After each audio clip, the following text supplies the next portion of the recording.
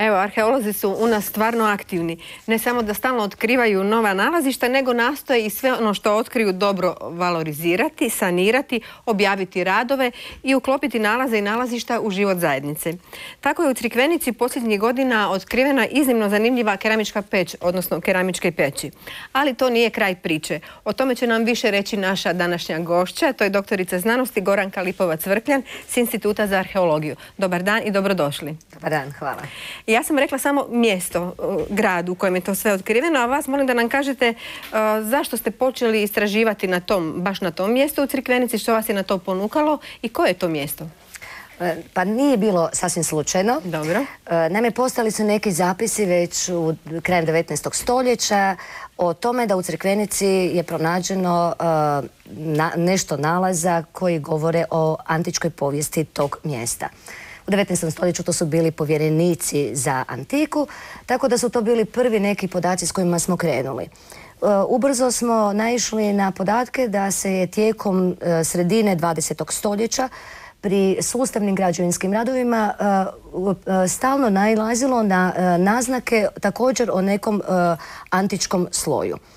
Posebno je bilo zanimljivo, dakle, taj nalaz na pomoćnom nogometnom igralištu i na glavnom nogometnom igralištu 70. godina, koji je iznjedrio van jednu spoznaju o postojanju iznimno vrijednog nalazišta koje bi u nekim segmentima sugerirao mogućnost nekakve određene keramičarske radionice. Evo, to su bile neki počeci naših spoznaja kada smo odlučili sa jednim probnom sondom u vrlo malih dimenzija zapravo ispitati te podatke.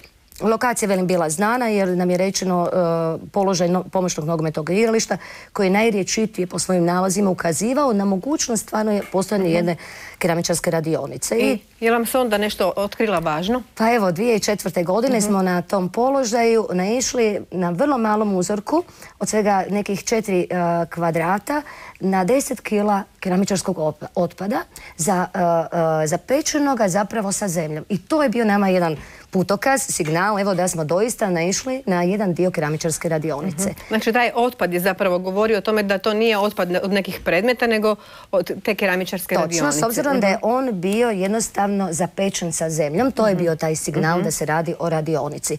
I prvi, to je poticaj 2004. godine, nastavljeno je od 2006. sustavno evo istraživanje na 1880 metara kvadratnih i u te 4 posljednje godine sustavnih istraživanja otkriveni su ostaci keramičarske radionice vlasnika Sexta Metilija Maxima. Znači, znate ime vlasnika? Pa evo, imali smo tu sreću da smo naišli unutar tog keramičarskog otpada i na tegule, krovne opeke, koje su na sebi sadržavale žig, odnosno pečat sa njegovim imenom. Jako je zanimljivo jer se taj pečat sa tim imenom nalazi isključivo na prostoru Hrvatskog primorja. Dakle, izvan tog areala on nije nigdje još otkriven bio. Pa i to je bio, recimo, jedan od signala da smo naišli na lokalnu proizvodnju. Govorim lokalno samo zemljovidno u smislu, a ne i po proizvodnji, to ćemo nešto kasnije o tome reći. Dakle, o jednom Italcu, dakle italskog porijekla, vlasniku koji dolazi na ovaj prostor vrlo rano, negdje krajem 1. stoljeća i ovdje na prostoru koji je iznimno bogat svim preduvjetima za postojanje jedne radionice uspostavlja jednu ogromnu proizvodnju. To je kao neka mala tvornica bila. To je doista u današnjem rječniku možemo reći, dakle, jedna manufaktura, jedna velika tvornica. A to nije bila jedna peć zapravo? Ne. Mi smo zapravo prve godine i otkrili prvu peć, evo ga, ona je sad vidim na slici, najveća peć Crikveničke radionice u odnosima prema ostalim velikim keramičarskim radionicama Sredozemlja, jer smo mi na prostoru sada Sredozemlja. Dakle, imamo te galske velike radionice Sjeverne Italije. Ova Crikvenička peć ne zaostaje doista po dimenzijama i po svojoj očuvanosti za tim pećima. Dakle, gospodin Sexta Metilija Maxim, evo ime vlasnika. I Maxim. On je očito bio dobro upoznat kad je dolazio na prostor Crikvenice, odnosno na prostor Ad Turesa. To je vrlo važno reći, jer stari itinereri, antički, nam spominju između rijeke Trsatike i Senije, današnjeg Senja, na točno pola puta, jedan toponim, jednu rimsku postavu koja je nazvana Ad Tures. Što znači Ad Tures? Kod kula. Znači da je na tom prostoru postojalo nekoliko kula koje su kontrolirale kopnenu i pomorsku komunikaciju. I baš je na prostoru Crikvenice, odnosno Crikveničke udoline, arheološki utvrđeno postojanje 3 kula. Ispod jedne od tih kula, Badanj, nalazi se ostaci rimske ceste koja je išla iz Akvileje prema Seni i dalje prema Sisiji, dakle glavnom gradu Panonije. I drugo, na prostoru današnjeg nogometnog igrališta je u geološkim ispitivanjima potvrđeno postojanje mora u doba antike. Znači tu je jedna pomorska komunikacija. Znači zapravo sve skupa u to vrijeme ipak nešto drugačije izgledalo. Ne samo zbog tolikih kuća u Crikvenici, nego... Ne. Apsolutno je zemljovid je posve drugačije izgledao i velim, Seks Metilije, dakle vlasnik radionice, imao je podatak svojih prethodnika da je taj prostor iznimno bogat svim onim što je njemu bilo potrebno za izgradnju radionice, a to je prvenstveno sirovina glina. Crikvenička udolina, posebno Grižanski kraj, poznato je glinište i danas je to jedno, ja mislim, u Europi od najvećih erozivnih područja. Potom je tu bogatstvo šume Vinodolske doline. Često se kaže, Venecija je iskoristila šume Hrvatskog primorja za gradnju Venecije, a mi, s obzirom na količinu materijala kojeg smo našli peći, rekli smo, nije Veneciju niti dočekalo nijedno drvo. Nego je Seks Maksim iskoristio to bogatstvo jer je moralo biti jako puno ogrijeva za trajno paljenje tih peći. Zapravo sve je trebalo biti dostupno i materijal za... I to vrlo blizu. Rimljani su praktični ljudi bili, dakle oni su koristili prostor onaj na licu mjesta koji su nalazili. I još jedna vrlo važna stvar, a to je svakako i dostupnost tekuće vode koja je bila nužna prilikom obrade sirovine. Ali slatke vode. Slatke tekuće vode. Tu je taj potok Dubračina koji teče u sam lokalitet. Mi smo čak otkrili prije 2 godine i antičko korito toga potoka. Znači da su ga oni skretali? Oni su ga i skretali. Tako je da bi za potrebu proizvodnje radionice dobili točno određenu količinu dotoka tekuće vode, nije smjelo biti preveliko. I zapravo radionica je nastala u samom gliništu, što je zanimljivo, jer taj keramički otpad s kojim je počela ova naša cijela priča, bili smo začuđeni kada smo otkrili 1800 kvadrata, da je cijeli prostor potaraciran s keramičkim otpadcima. Zašto? To je zato iz razloga što je to plavno područje. Naime, tu se slijeva velika količina oborinske vode, drugo to je glinište, podzemne vode na diru. I jednostavno otpad, keramičarski otpad je jako dobra drenaža, drenažni sustav.